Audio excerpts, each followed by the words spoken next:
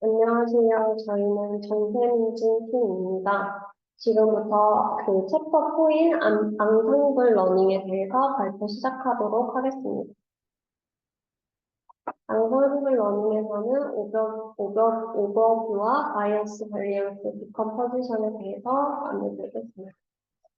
일단 앙상블이란 배경은 여러 데이터셋에 대해 성능이 좋은 알고리즘이 상이하다는 것입니다.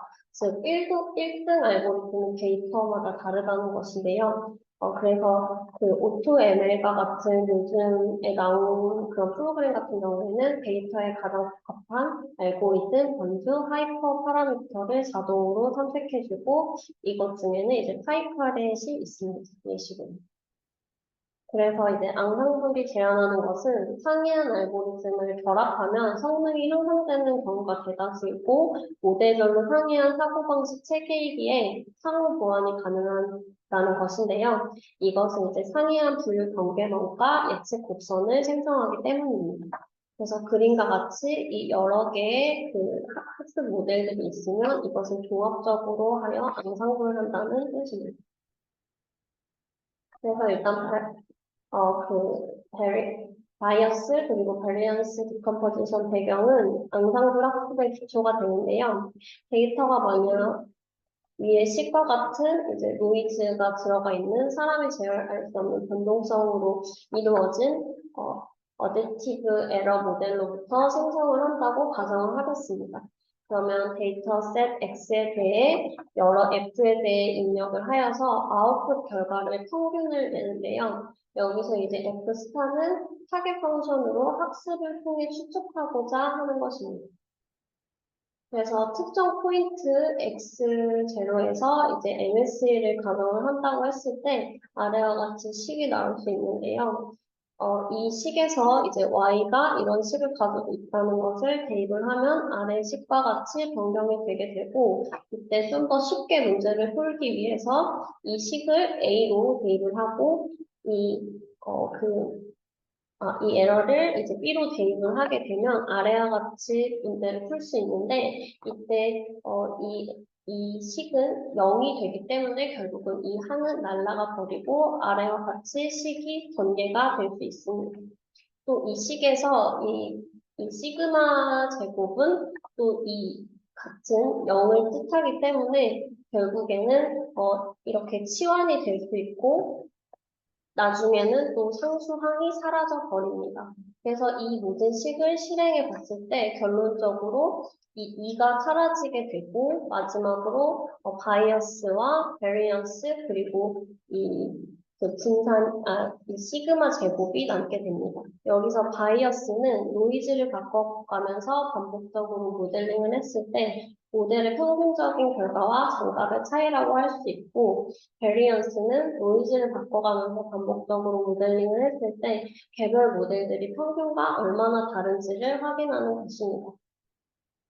그래서 바이어스와 분산에 대해 일단 설명을 드리려고 하는데 바이어스는 정답에서 얼마나 벗어나는지에 대한 속도로 높은 편향은 풀 매치, 즉 정답을 잘 못 맞추는 것이고 베리언스는 예측값과 산포의 정도 차이로 하이 베리언스는 윗 매치, 즉 결과가 많이 바뀐다는 그런 뜻을 가지고 있습니다.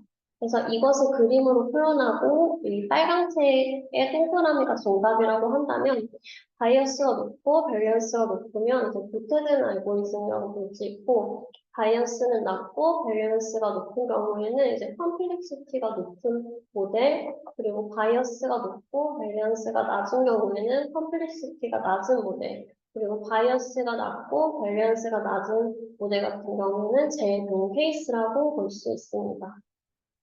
그래서 바이어스가 높고 밸런스가 낮은 모델의 예시로는 로지스틱스 리그레션, LDA 등이 있고 이것을 이제 바이어스가 낮고 밸런스가 낮은 제외동 케이스로 바꾸기 위해서는 부스팅 계열을 사용을 할 수 있습니다. 그래서 바이어스를 낮출 수 있습니다. 그리고 이 바이어스가 낮고 밸런스가 높은 모델 같은 경우에는 디시전 트리나 저희가 아는 인공신경망 등이 있는데요. 이 모델들은 또 백인과 같은 밸런스가 높지만 바이어스 낮은 경우에 바이어스를 낮추는 그런 백인 방법을 사용할 수 있습니다.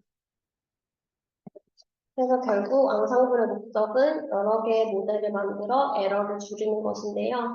베리언스를 줄이는 방법은 앞에서 말한 배깅, 랜덤 포레스트 등이 있고 바이어스를 낮추는 방법으로는 데이터 부스트, 엑스지 부스트 등이 있습니다.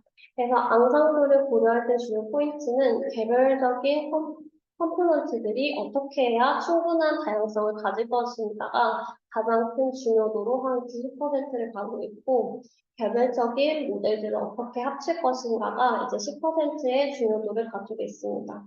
그래서 앙상블 기법을 수행 시 분류기들이 가져야 하는 두 가지 조건은 모델들의 다양성을 확보해야 되는 이제 1번과 같은 조건, 그리고 개별 베이스 모델의 성능이 어느 정도 좋아야 한다는 그런 조건을 가지고 있습니다.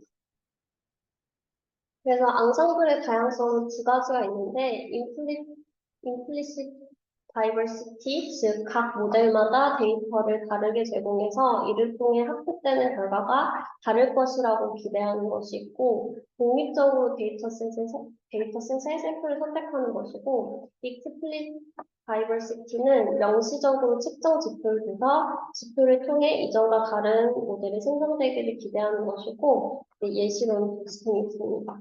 그래서 의존적으로 다른 모델의 가이드를 통해 데이터셋의 샘플을 선택을 하고 각각의 데이터셋을 만드는 과정에서 이전 모델의 학습이 완료될 때까지 기다린다는 그런 특징이 있습니다.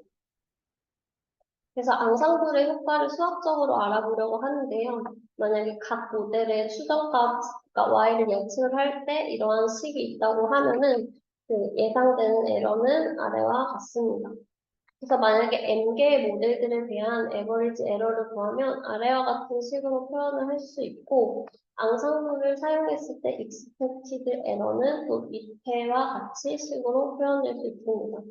만약에 뭐 이런 에러들이 이제 독립적이라는 가정을 하게 된다면 저희는 결론적으로 앙상블의 expected 에러가 아래와 같이 구해질 수 있는데요. 현실에서는 에러가 이제 n분의 1로 줄어들지 않고, 그러니까 결국 이러한 결과는 현실과 많이 동떨어지고, 저희가 가정했던 이런 조건들도 사실 실제로는 평균이 0이지도, uncorrelated 하지도 않습니다.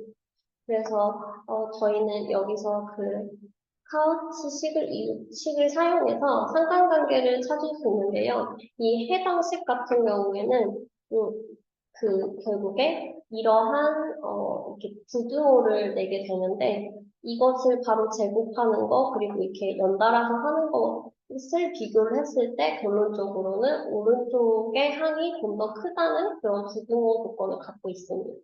그래서 이거를 대입을 여기다가 해보면 그 에버리지 에러보다는 앙상블 에러가 좀 더 좋다는 결론을 가질 수 있습니다. 결론적으로는 에러들이 독립적이지 않은 현실인 이 식을 사용했을 때 앙상블 방법이 평균보다 좋고 적어도 더 나쁘지는 않다는 그런 결과를 도출할 수 있습니다. 이제는 백인과 랜덤 포레스트에 대해서 설명드리도록 하겠습니다. 배깅에 앞서 빅 보건 추출 앙상블 K-폴드 데이터 스플릿에 대해 설명드리려고 하는데 이 K-폴드 데이터 스플릿은 데이터 다양성 관점에서 가장 처음 시도된 방법으로 전체 데이터를 K개의 부분 집합으로 나누고 개별 모델을 서로 다른 K-1개의 부분 집합에 대해 학습하는 것입니다. 이제 아래 그림과 같이 봤을 때 이제 데이터를 K개로 나눴을 때 이 첫 번째 모델 같은 경우에는 제일 끝에 있는 이제 K번째 모델을 제외한 부분 집합으로 학습을 하고 이제 두 번째 모델 같은 경우에는 K-1에 있는 부분 집합을 제외를 학습하는 이런 식으로 이제 이루어집니다. 그래서 이런 예시를 가지고 있습니다. 그래서 모든 모델이 학습되게 되면 이 식과 같이 이제 요거는 이제 어그리게이션인데 개별 모델의 결과를 취업하는 함수고 요 부분인데 최종 결과를 결합을 해서 값을 예측하게 됩니다. 하지만 항상 임의의 모델인 fi와 fj는 k-2개의 부분 집합을 공유하게 됩니다. 개별 모델들의 독립성이 이것은 보장이 되지 않는 것으로 이제 이 모델과 이 모델을 비교했을 때도 각각 이 두 개를 제외한 나머지 부분 집합이 같다는 그런 독립성이 보장이 되지 않는다는 특징을 가지고 있고, 데이터를 세브셋으로 나누는데 한계가 있고, K-폴드 방법으로 생성 가능한 트레인 데이터셋의 개수에도 한계가 있어서 현재는 K-폴드 데이터 스플릿을 잘 쓰지 않고 있습니다. 이때 그래서 배깅이 등장하게 되는데요.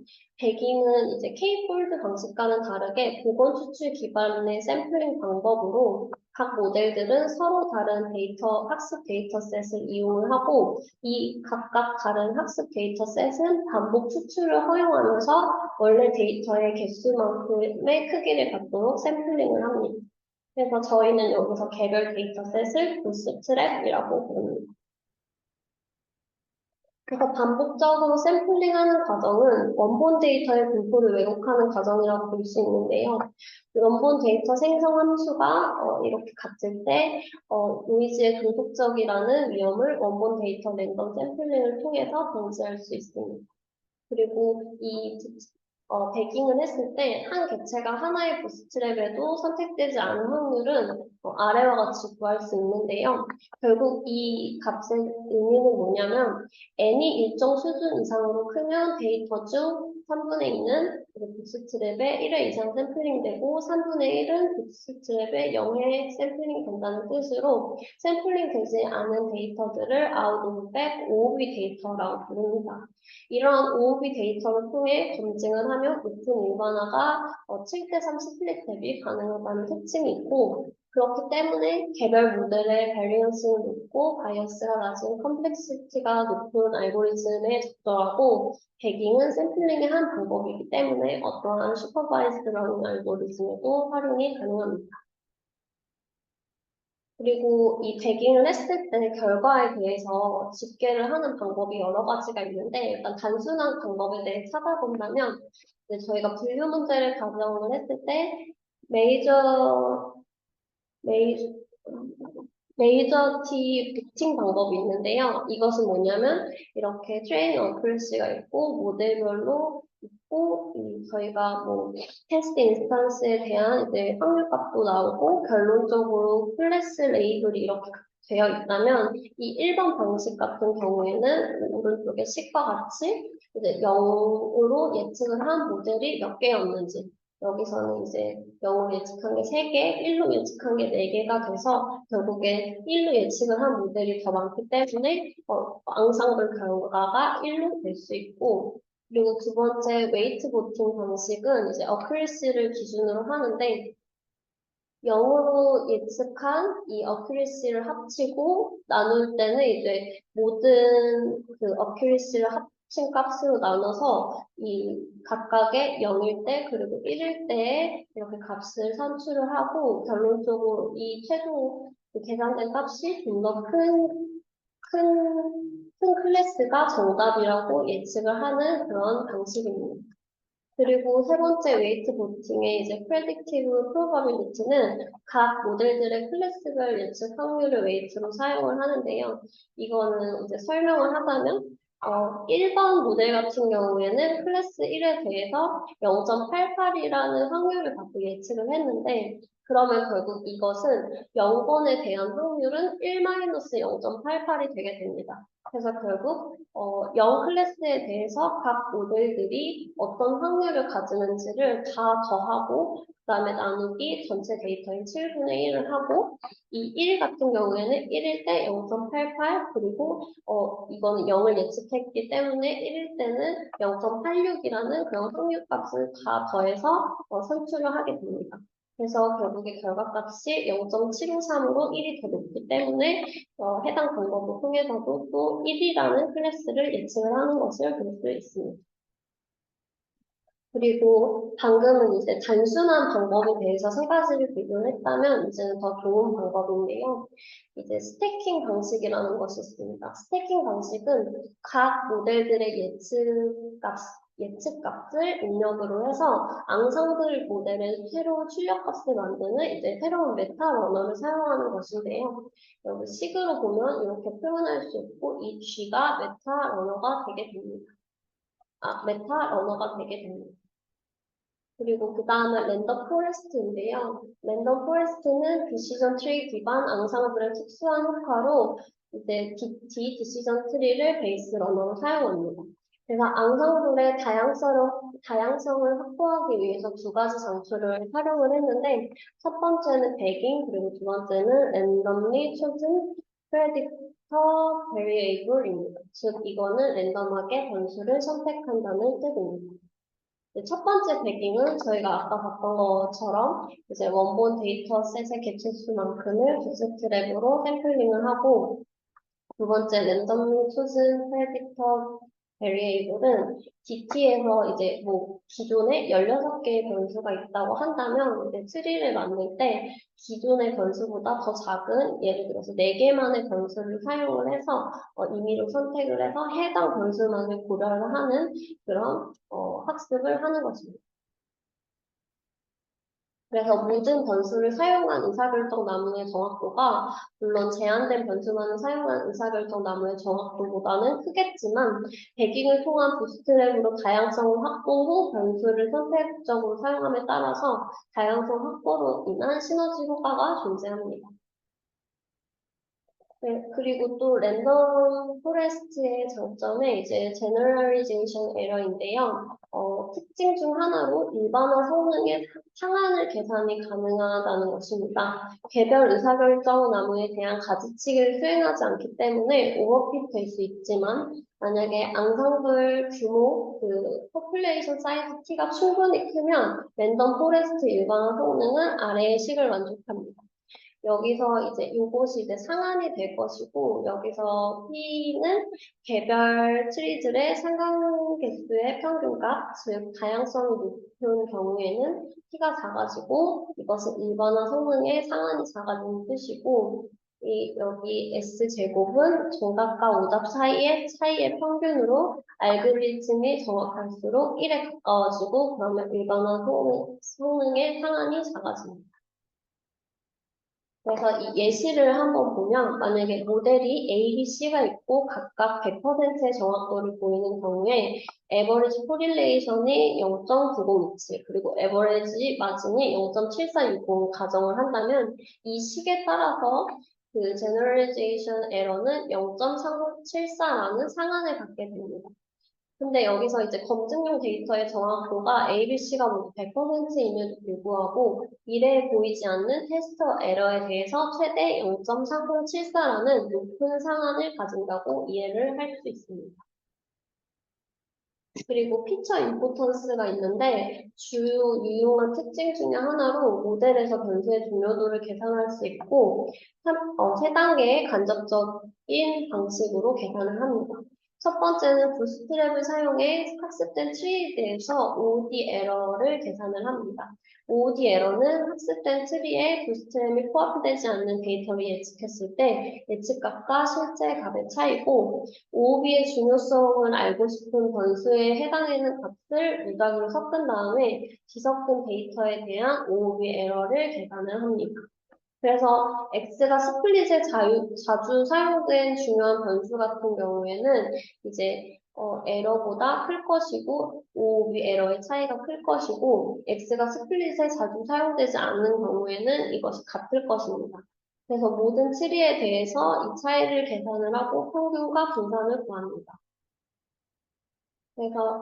그래서 이제 아래와 같이 식을 구할 수 있는데 이 결론적으로 이 식을 봤을 때 i번째 변수의 중요도가 높으면 평균이 높고 분산이 적은 그런 값을 가질 수 있고 이 중요도 같은 경우에는 결국에 절대적인 게 아니라 변수별로 상대적인 중요도를 표현합니다. 그 다음은 에이다 부스트인데요. 부스팅이란 윅 모델은 랜덤 모델에 비해 약간의 성능 개선이 있는 모델을 의미하고 적절한 가이드를 통해 스트롱 모델로 부스트될 수 있음을 의미합니다. 그래서 그림과 같이 윅 모델의 분류기의 예측 성능을 순차적으로 정확하게 만드는 것을 목표로 합니다. 그래서 학습 순서는 아래와 같은데 결론적으로 컨셉만 말하자면 이전 시점에서 틀렸던 데이터를 위주로 다음 시점에 학습을 진행을 해서 최종 결과물은 각 모델의 성능 지표를 가중치로 사용해서 결합하는 것입니다. 좀 더 자세하게 설명을 하자면, 현재 데이터셋에 대해서 단순한 모델을 사용해서 학습을 했을 때, 10개 중에 지금 3개가 오분류가 된 것을 볼 수 있고, 결국 오분류 비율이 0.3이고, 이것에 대한 모델의 신뢰도를 구했을 때 0.42로 계산될 수 있는데요. 각 개체가 다음 단계에서 학습 데이터셋에 선택될 확률을 만약에 틀린 데이터, 이 오분류된 데이터 같은 경우에는 선택의 확률을 높여주고, 이제 맞은 데이터 같은 경우에는 선택 확률을 낮춰줍니다. 그래서, 학습 오류가 큰 개체 선택 확률을 강제로 이렇게 증가시키고, 오류가 작은 데이터의 선택 확률을 감소시킨 다음에, 앞 단계에서 조정된 확률을 기반으로 학습 데이터셋을 구성을 하고, 1단계로 회귀를 해서 반복적으로 또 학습을 시키고, 또 오분류된 데이터 같은 경우에는 학습의 이제 확률을 증가시키고 감소시키는 이런 반복적인 행위를 진행을 합니다. 그래서 마지막으로는 컴바인 클래시파이어로 최종 결과물은 각 성능의 지표를 가중치로 사용을 해서 결합을 함을 통해서 이 예시만을 봤을 때는 지금 기존과 다르게 완벽하게 클래스를 분류하는 결과를 볼 수 있습니다. 그래서 백인과 부스팅에 대해서 차이를 이제 살펴보자면, 백인 같은 경우에는 학습 집합 개체들이 무작위로 선택돼서 정렬적으로 학습이 되고, 교본 추출, 그리고 유니폼 디스트리뷰션을 의미한다면, 부스팅 같은 경우에는 이전 학습 집합에서 오류가 큰 개체를 집중적으로 선택하게 되어 순차적으로 학습한다는 그런 차이를 가지고 있습니다. 네, 이어서 암상블 러닝 뒷부분에 대해서 설명드리도록 하겠습니다. 먼저 그레디언트 GBM에 대해서 설명드리겠는데요. GBM이라 하면 그레디언트 부스팅 머신으로 이제 디시전 트리 기반의 앙상블 모델입니다. 그래서 그레디언트 부스팅이라 하면 이제 일반적으로 알고 있는 그레디언트 디센트 방식의 부스팅을 결합한 방식인데요. 간단히 설명드리면 이 잔차를 다음 단계에서 학습에 사용한다는 것인데, 먼저 첫 번째 모델인 H1X에서 나온 이 결과값에 대해서 잔차를 계산한 다음에 그 잔차의 데이터셋을 구성을 해서 다음 모델인 H2X를 학습을 하고, 이런 식으로 순차적으로 잔차를 이제 학습에 사용을 함으로써 최종적인 모델을 구축을 하게 됩니다. 잔차라 하면 목수 펑션이 일반적으로 알고 있는 이제 실제값과 예측값 차이의 제곱으로 구현을 할 수 있고, 이것을 미분을 함으로써 그레디언트 계산을 할 수 있습니다. 그래서 이제 알고리즘에 대해서 간단히만 설명드리면, 앞서 말씀드렸던 이 MSE 로스 펑션에 대해서 이 값을 이제 함수로 미분을 함으로써 단차를 정의할 수 있습니다. 이 그레디언트 부스팅 머신은 이제 나왔을 당시에는 예측 성능이 매우 뛰어나다는 장점을 가지고 있었지만, 아무래도 학습 시간이 오래 걸리고 이제 학습 데이터의 과적합의 위험이 있다는 단점을 가지고 있었는데, 그에 따라서 이제 그 GBM을 개선한 XG 부스트, 라이트 GBM, 캡 부스트 세 개의 모델이 이제 순차적으로 나오게 되었습니다. 그래서 이 발표에서 이 세 가지 모델들에 대해서 설명드리도록 하겠습니다. 먼저 XG 부스트인데요. XG 부스트는 크게 6가지의 특징을 가지고 있습니다. 정렬 처리, 가지치기, 그리고 하드웨어적인 최적화, 정교화를 통해서 GBM이 가지고 있던 과적합 방지를 할 수 있고, 스파이시티 어웨어리스, 그리고 내부적인 오차 감등 기능까지 탑재를 할 수 있는 좀 다양한 기능을 가지고 있는 모델입니다. 이제 간단한 절차에 대해서 설명을 드리면은, 초기 모형은 다음과 같이 성수로 설정을 하고요. 이제 개별 모델을 다음과 같이 학습을 하는데, 그레디언트와 그것의 제곱인 헤이시안을 정의를 하고, 이 그레디언트와 헤이시안 함수를 같이 사용을 한다는 특징을 가지고 있습니다. 여기서 파이 xi 같은 경우는 각 이제 i 모델의 이제 회귀나무로 정의할 수 있고, 뒤에 이 감마와 람다를 통해서 이 텀을 통해서 정교화를 해줌으로써 이제 가적합을 방지한다는 특징을 가지고 있습니다. 이렇게 각 개별 모델이 다음과 같은 이제 프레임워크로 학습이 진행이 되고요. 최종 모델 같은 경우에는 단순히 각 개별 모델의 합으로 정의를 할 수 있습니다. XG 부스트에서 사용한 몇 가지 테크닉에 대해서 더 설명드리도록 하겠습니다. 기존에 이제 트리 계열 모델에서 사용했던 이그젝트 그리드 알고리즘은 다음과 같이 이제 그룹들이 있을 때 모든 스플릿을 이제 전역 탐색을 하게 됩니다. 그래서 첫 번째 스플릿, 두 번째 스플릿, 그리고 쭉 가서 이제 마지막 스플릿까지 했을 때 현재 예시는 20개의 샘플이 있기 때문에 총 스플릿 시도 수를 9회나 해야 된다는 이제 좀 많이 해야 된다는 단점을 가지고 있고 또한 이렇게 많이 하더라도 병렬 처리가 가능하면 좀 더 유리할 수 있는데 이 알고리즘은 병렬 처리가 불가능하기 때문에 이러한 점도 문제점이라 할 수 있습니다. 따라서 이제 사용된 테크닉은 어프로시메이트 알고리즘인데요. 이 각 그룹들이 있을 때 그룹 내에서만 스플릿을 한다는 장점이 있습니다. 그래서 첫 번째 그룹에서 3번, 두 번째 그룹에서 3번 해서 각 그룹별로 했을 때 15회를 할 수 있는데요. 앞선 19회보다 좀 작긴 하지만 차이가 없다고 느낄 수 있는데 현재는 샘플 수를 20개로 한정 지어서 예시를 보여드렸기 때문에 샘플 수가 더 커지면 이 차이도 더 커지기 때문에 좀 유리하다는 특징을 가지고 있고 그리고 그룹별로 연산을 할 수 있기 때문에 병렬 처리도 가능하다는 장점이 있습니다. 그 다음은 스파시티 어웨어 스플릿 알고리즘인데요. 이제 입력 데이터의 밀도가 낮은 경우에 효율적인 연산이 가능하다는 특징인데, 여기서 입력 데이터의 밀도가 낮다라고 하면은 다음과 같이 변수 두 번째 변수에서 별축치가 많거나 아니면 다른 변수 같은 경우에 영의 값의 비중이 큰 스팔스한 데이터인 경우에 입력 데이터의 밀도가 낮다고 할 수 있습니다. 그래서 XGBoost에서 사용한 테크닉은 결집치들이 다음과 같이 3개가 있고 나머지 값들이 이제 존재한다고 할 때 이 결집치들을 좌우 한쪽 방향으로 이제 몰아넣고 나머지를 이제 소팅을 하는 방식입니다. 그래서 오른쪽으로 결집치들을 밀어넣고 왼쪽에 값들이 있는 그 변수들에 대해서 정렬을 하고 반대로 왼쪽에 결집치들을 몰아넣고 오른쪽에 나머지 값들을 솔팅을 하는 방식으로 두 가지로 이제 학습을 각각 진행을 해서 둘 중에 잘 나온 스코어로 이제 베스트 스플릿을 선정하는 특징이 있습니다. 네, 그 다음은 라이츠게임인데 앞서서 말씀드렸지만 GBM의 문제점은 모든 변수, 그리고 모든 샘플에 대해 가능한 스피드 포인트를 모두 전역 탐색한 다음에 학습을 해야 된다는 특징을 가지고 있습니다. 따라서 라이트 GBM은 말 그대로 라이트, 이제 가볍다라는 의미인데 이 샘플 수와 변수 수를 둘 다 줄이는 아이디어를 적용했습니다. 샘플 수 같은 경우에는 이제 GOSS라고 하는 Gradient Based One-Side Sampling이라는 테크닉을 적용을 함으로써 샘플 수를 줄이고요. 그리고 Explicit Feature Bundling이라고 하는 EFB라고 하는 테크닉을 통해서 변수 수를 줄이는 방법이 있습니다. 먼저 GOSS에 대해서 설명을 드리겠습니다. 이제 이터레이션마다 로스가 나오게 될 텐데요. 각 샘플마다 로스가 나오면 이 로스를 정렬을 해서 그 로스가 큰 상위 A%를 탑세트라고 정의를 합니다.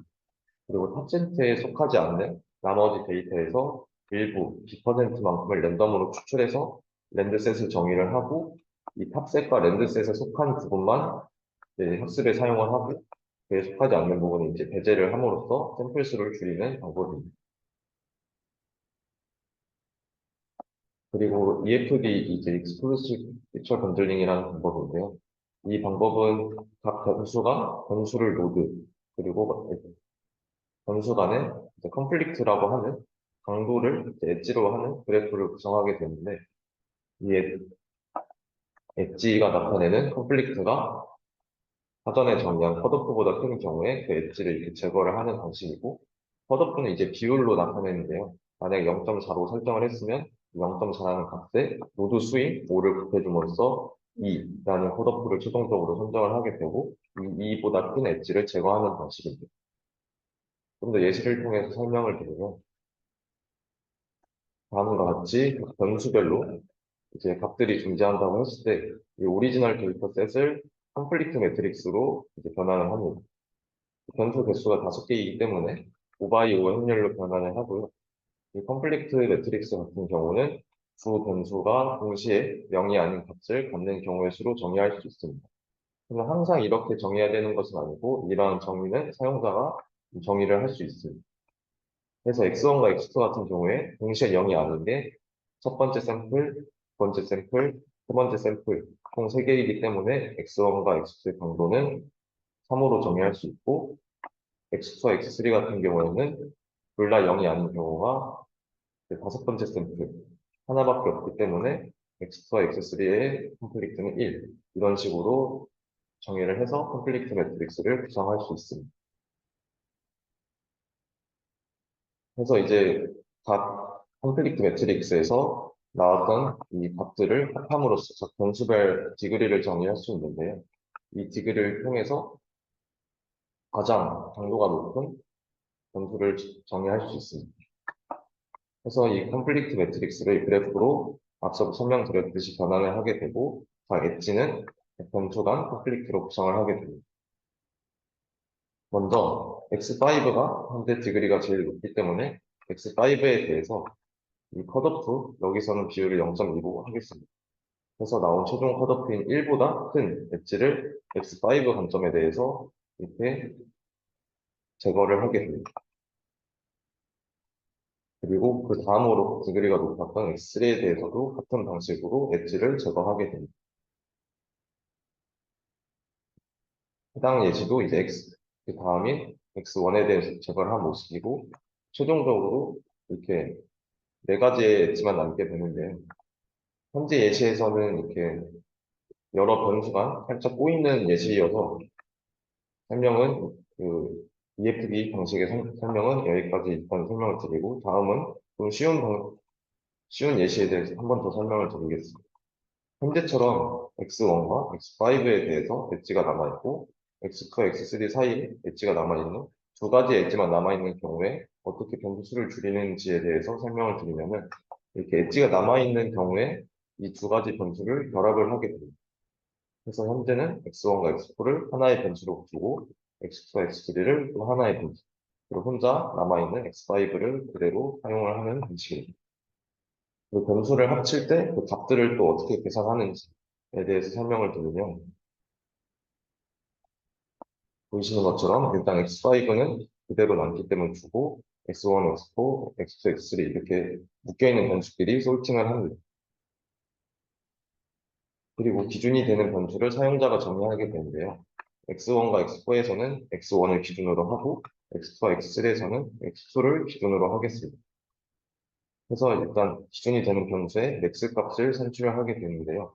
먼저 기준이 아닌 변수만 0인 경우에는 여기서는 이제 X4만 0인 경우에는 이제 기준이 되는 변수 값으로 설정을 합니다. 첫 번째 샘플 같은 경우 기준이 안 되는 X4만 0이기 때문에 기준이 되는 X1의 값이 그대로 들어가게 되고요. 반대로 기준이 되는 변수만 0인 경우에 기준이 안 되는 변수 값에 기준이 되는 변수의 최대값, 여기서는 3이 되게 되는데, 이 3을 여기에 더해줌으로써 6이라는 값을 산출하게 되고요. 이제 컴플리트가 일어나는 경우라고 하면, 둘 다 0이거나, 둘 다 0이 아닌 값을 갖는 경우를 컴플리트가 일어나는 경우라고 하는데, 이때는 기준이 되는 변수의 값을 그대로 사용을 하게 됩니다. 이러한 방식을 옆에 이제 X2, X3 관계에서도 같은 방식으로 사용을 함으로써 변수를 줄이면서 좀 학습을 할 수 있는 방식을 EFD라고 할 수 있습니다.